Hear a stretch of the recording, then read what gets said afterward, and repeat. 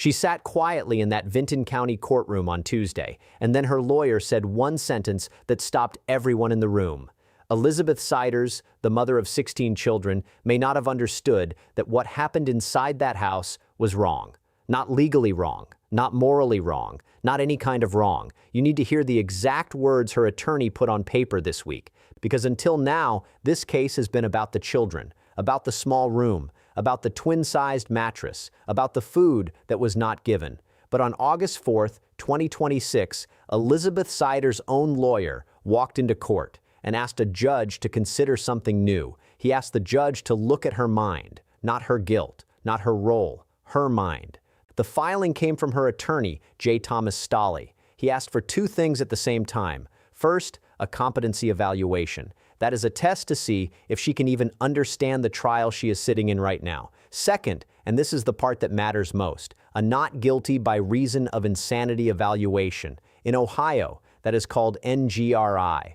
And it is the most serious mental health defense a person can raise in an American courtroom. Let me slow that down because most people do not know the difference between those two things. Competency asks a very simple question. Can you understand what is happening in court today? Can you help your lawyer? Can you follow along? Can you sit through a hearing without getting lost?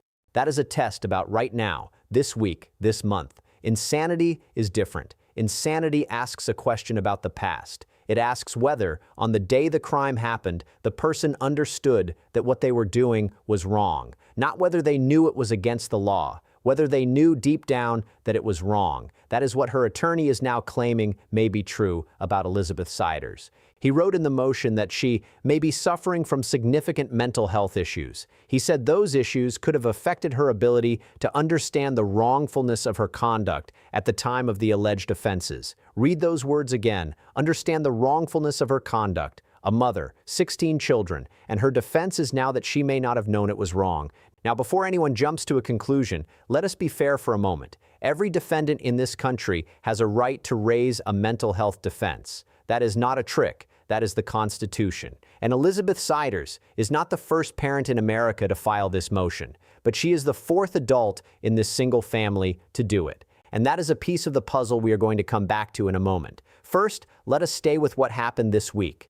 The motion was filed in Vinton County Common Pleas Court. Judge Fetherolf Rogers now has it in front of her. As of this recording, no ruling has come down. That means the case sits. It does not move to trial. It does not move to a plea. It waits for a doctor. In Ohio, when a judge grants an NGRI evaluation, the court usually orders a full forensic psychiatric review. That takes weeks, sometimes months. The doctor interviews the defendant, reads her history, reviews her medical records, reviews any therapy she has ever had, reviews her school records if they still exist, reviews her family history, and then writes a report. Only then does the judge decide if the defense can even go to a jury. And here is a number that is going to surprise you. In the United States, the insanity defense is raised in less than 1% of all felony cases. Of those, only about a quarter succeed. That means statistically, this is a defense that almost never wins. So why file it? The answer is simple: time. Every day this case spends inside a forensic hospital is a day it does not spend in front of a jury.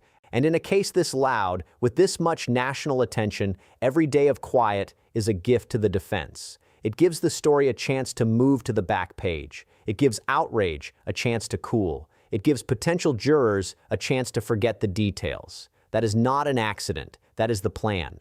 But I want to move past the strategy for a moment, because I think what happened this week hits harder than any legal filing. Think about what it means for a mother to say, through her lawyer, that she may not have known right from wrong.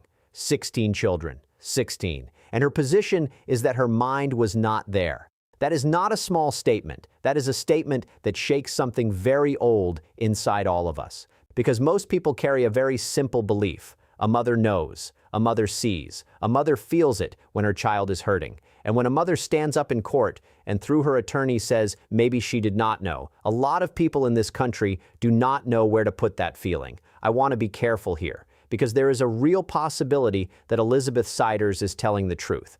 There is a real possibility that she was herself harmed for years inside that house. She was married at 15 with judicial consent.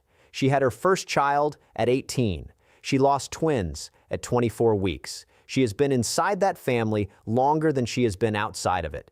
If someone spends their entire adult life inside a system, it is possible that system shaped what they believe is normal. It is possible her sense of right and wrong was slowly bent, year by year, until it broke. But there is also another possibility, and the court has to weigh both. The other possibility is that this is a legal move, a cold, calculated one, a move made not because she is broken, but because the case against her is strong, and this is the only door left. That possibility does not disappear just because the story is sad. A courtroom does not decide based on which version is more comfortable. A courtroom decides based on what the evidence and the doctors say. Judge Rogers is the one who has to decide which door is real. And here is what makes this ruling so heavy. Elizabeth is not being asked, in this motion, whether she is guilty. She is being asked whether her mind was hers.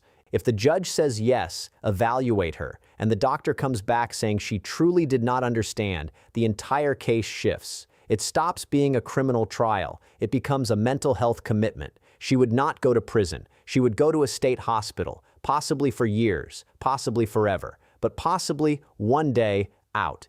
If the judge says no, or if the doctor says she knew exactly what she was doing, then this case moves forward the normal way. Charges, trial, verdict, sentence. A very different life, a very different ending, two very different futures, sitting on one judge's desk. There is one more legal wrinkle inside this week's filing that most reporters skipped, and I want to spell it out because it may end up being the deciding piece of paper in this whole case.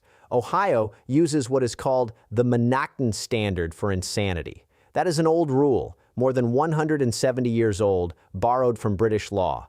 Under that rule, a defendant is legally insane only if, at the moment of the crime, a severe mental disease or defect stopped her from knowing that her actions were wrong. Not stress, not depression, not sadness, not even a rough childhood. It has to be a serious, clinical, documented condition, and the burden of proof sits on the defense.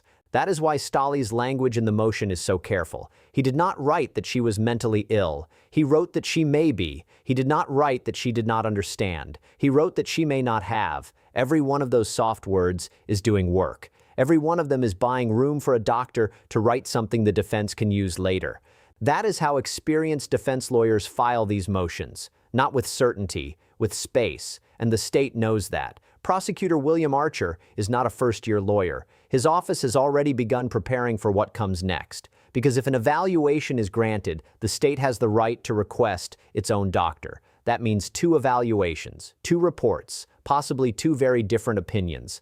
And that is when this case, if it ever gets to trial, becomes a trial of experts more than a trial of facts. Now here is the piece that most reports left out this week. The children, all 16, are in state custody. They are not with Elizabeth. They are not with her husband. They are not with Christina. They are not with Gary Jr. They are with strangers, foster families, placement homes. Some are together, some are separated. Some are old enough to know exactly what happened. Some are too young to understand why the adults they knew are gone.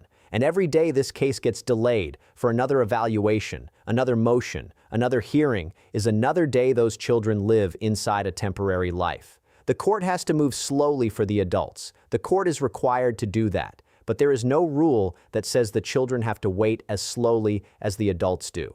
And that is the tension inside this case. The wheels of justice turn one way for the defendants. They turn another way, faster, for the kids. And this week, those 2 clocks moved even further apart. There is one more piece before we close. Elizabeth's attorney used a very careful phrase in the filing. He wrote that she may not have understood the wrongfulness of her conduct at the time. Not that she did not understand, that she may not have. That is legal language for keeping every door open. It is a soft opening move. It gives the doctor room to say almost anything. It gives the defense room to pivot later. Watch that phrase. If you hear it repeated in the next hearing, that is the signal. That is the language that will decide whether this case ever sees a jury.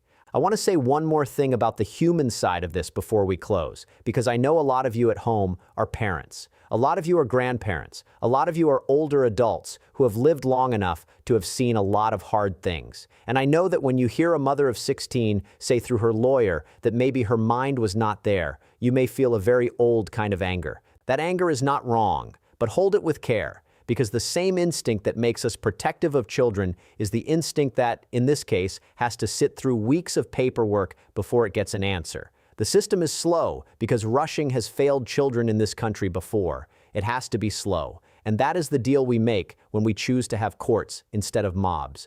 For the 16 children, none of that matters. They are not in that hearing. They are not reading those motions. Their new schools started this month or will start soon. Their new caseworkers are meeting them for the first time. Their birthdays are coming up on a calendar that no longer belongs to the household they grew up in.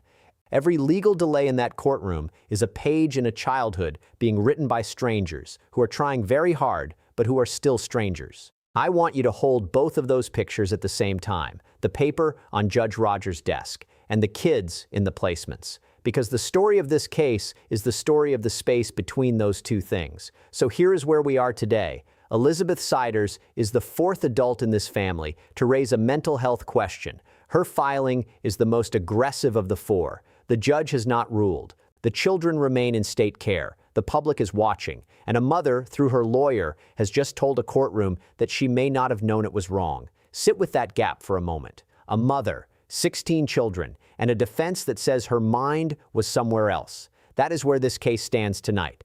And that is the question every one of us is going to have to think about quietly before the next hearing. Because whatever the doctor decides, whatever the judge rules, there is one thing this filing has already done. It has forced the country to ask a question no parent should ever have to answer. Did she know or did she not? We will stay with this case as it moves. If the judge rules on the evaluation, you will hear it here first. If the doctor's report leaks, you will hear it here first. If the defense pivots again, you will hear that too.